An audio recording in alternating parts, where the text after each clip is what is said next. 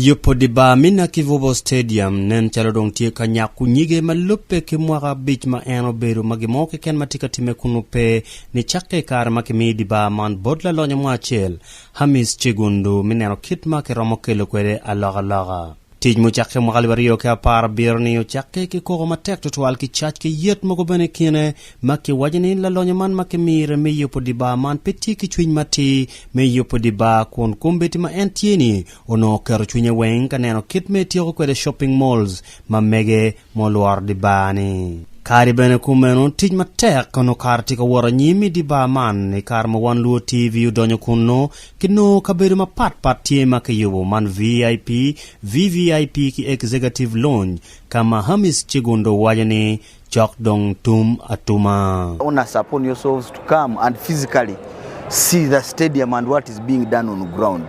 It is very good, like you can see we are doing an international stadium within guidelines of FIFA. It is an international world-class stadium that is going to be housing international matches.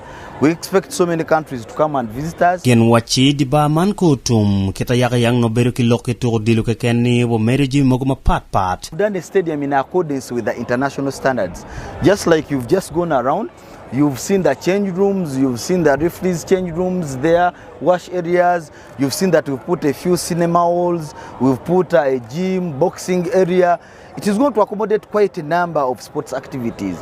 And on top of that, we've graded this stadium into 4 grades, whereby we have the ordinary seating, we have the VIP seating, then we have the VVIP seating, and of course the executive boxes. En beno mette ki wajini plan for tika meta nyimi neno niki kero jimi ma pat. Executive boxes are done in such a way that they are self-contained, where if someone pays for an executive box, they will sit inside there. They have their own toilets, washrooms, they have a conference area, they can have refreshment things within the executive box. So it is within the international standard. Ikin jemu mokene makikero bene tie ka wot ke parking motaka pa joma tie ki ngolo kon gen gi wajini gate ke yubo gate maromo gena par ngwen kulo makonyo dano mi karo wako ki dugi iye ikin jemi mokene ma pat.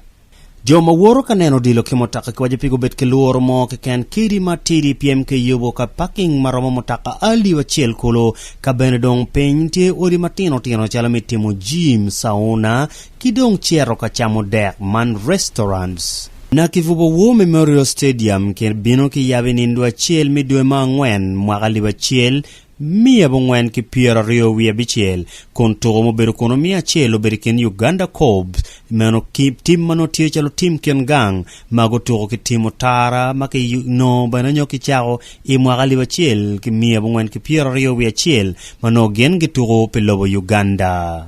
Ento malupe ki tij marach noni gwak mati mi di ba man po beru tie o weri mwagali bario ke apara bero Hamis Chigundo Nyoham Enterprise o kwanyo ruku cha micha kuneno kit magen giromo kilu kwede a loga idi ba man. Piloga ngea mo chunyi wan LUO TV lokum turu Pat Robert Larubi.